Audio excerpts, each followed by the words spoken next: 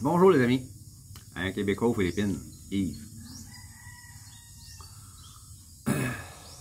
On sait tous maintenant que les Filipinos, c'est un peuple, ce sont des gens très amicaux.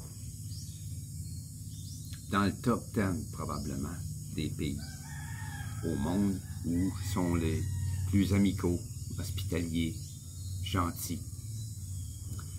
Mais est-ce que les Filipinos sont aussi amicaux avec des animaux qu'on peut l'être dans l'Ouest?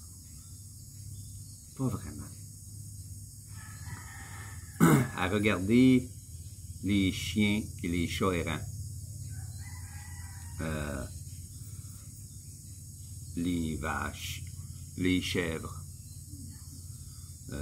certains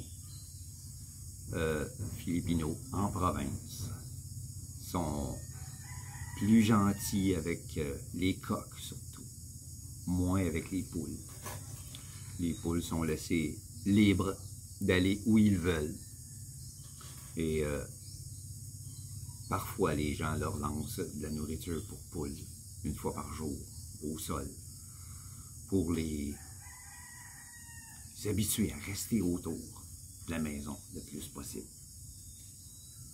Mais ils ne sont pas vraiment nourris comme on pourrait le faire chez nous avec des poules, un poulailler, et puis leur donner de la nourriture à volonté, de l'eau à volonté, comme on le fait.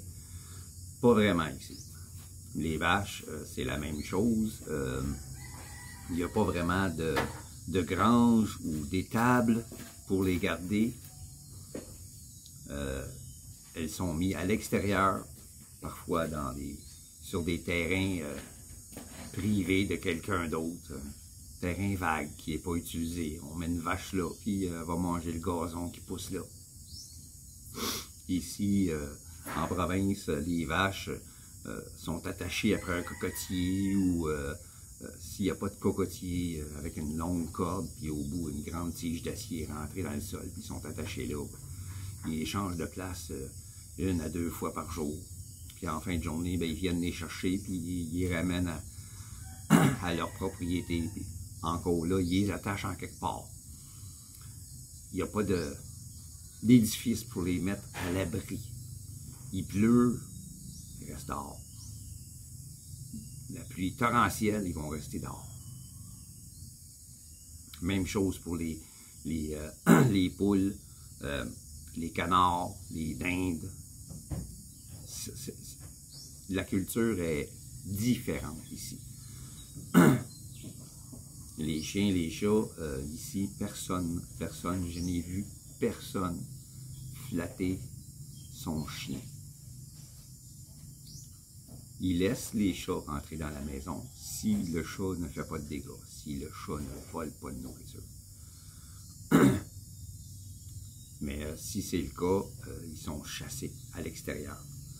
On les empêche d'entrer dans la maison. Les chiens, ça c'est en tout temps. On ne veut pas les avoir dans la maison. C'est des chiens voleurs. C'est des voleurs, tout simplement. Ils restent autour de la maison parce que parfois vous leur donnez vos restants de table. Vous mangez, ils mangent le poisson, ils lancent les oreilles à l'extérieur. Parce que les gens ici n'ont pas vraiment de cuisine intérieure où manger. Ils mangent la plupart du temps sur la terrasse. Donc, quand ils ont un os, ils le lancent à l'extérieur. Les chiens ramassent puis ils mangent. C'est pour ça que les chiens restent autour des maisons, mais le chien n'appartient pas vraiment aux gens, parce qu'il n'est jamais flatté. Beaucoup d'entre eux sont pleins de puces. Certains ont des tiques. Et à cause de ça, ben, ils se grattent, ils se grattent, ils se grattent, ils se grattent. Ils finissent par développer des maladies de peau. J'ai vu des chiens, mon Dieu, maigres, mais maigres. Et puis avec des plaies sur le corps. des places qu'il n'y avait plus de poils, des blessures à force de se gratter ou de se mordre. Les chiens, rarement, sont amenés chez le vétérinaire, surtout les Haskell. Certaines personnes en ville excusez, vont posséder des chiens de race. Ceux-là vont amener leurs chiens chez le vétérinaire et vont garder leurs chiens dans la maison, vont se promener avec leurs chiens en laisse. Ces chiens-là n'ont pas les gènes d'errance du Haskell. J'ai essayé avec un Haskell de le traiter en chien domestique. Je pense que c'est pour ça qu'ici, on ne fait pas ça. Probablement que, en quelque part, quelqu'un a essayé de domestiquer l'Haskell.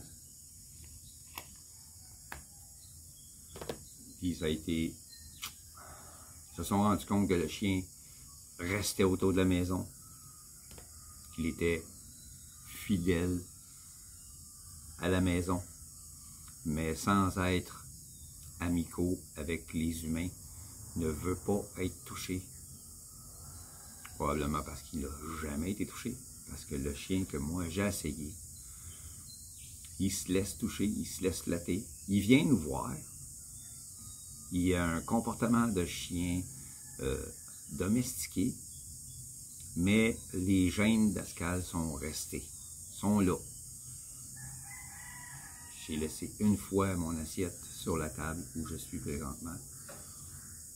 Retourné à l'intérieur, je suis revenu. Il m'avait volé un poisson, il était en train de le manger. Il n'a pas attendu que je le serve, il s'est servi. Les Haskell sont comme ça. Donc, ce sont des voleurs en puissance. Ce n'est pas des chiens dangereux, parce que la majorité d'entre eux ne sont pas des chiens de grande taille. Ce n'est pas des chiens de la grosseur d'un berger allemand ou de mon berger belge malinois. C'est plus petit. Donc, ils ne sont pas dangereux en tant que tels avec les humains. Si, par inadvertance, un Haskell passe à côté de vous et vous le touchez, il pourrait vous mordre. Ne le faites pas. Si vous venez ici et vous voyez des Haskell dans la rue, des chiens errants, c'est pas un chien de race. Ne le flattez pas. Si vous vous faites mordre, là, les Philippinos, ils vont capoter. Ils vont vous dire, va à l'hôpital, puis il va te faire donner une shot pour la rage. Ils sont très, très portés là-dessus. Si un animal, un chien, un chat les mord, ils vont se rendre à l'hôpital, à la clinique, quelque part, où est-ce qu'ils peuvent donner des injections pour la rage. Puis moi, je l'ai eu. L'injection, c'est pas le fun. C'est pas une injection, c'est 7 injections. Puis 2 des injections qu'ils te donnent sont douloureuses. Très douloureuses. J'ai eu des sueurs froides. Donc, évitez de flatter les chiens ou chats que vous verrez si ce ne sont pas des animaux de race qui restent dans la maison, chez des gens. Évitez de les flatter. Et même un chien ou un chat de race, demandez avant. Demandez avant si vous pouvez le caresser, le flatter. Donc, ceci va mettre fin à cette vidéo. C'était juste pour vous renseigner à propos de la relation que les Philippinos ont avec leurs animaux. Je vous remercie de me suivre. Si vous aimez le contenu, abonnez-vous.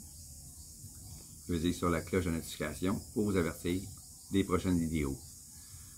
En vous abonnant, vous voulez avoir d'autres renseignements, vous voulez savoir comment je vis en tant que retraité aux Philippines, allez voir mes autres vidéos. J'en ai énormément depuis 3 ans maintenant que le canal est ouvert, même si j'ai pas beaucoup d'abonnés, il y a quand même beaucoup de contenu. Je vous remercie. Prenez soin de vous. À la prochaine.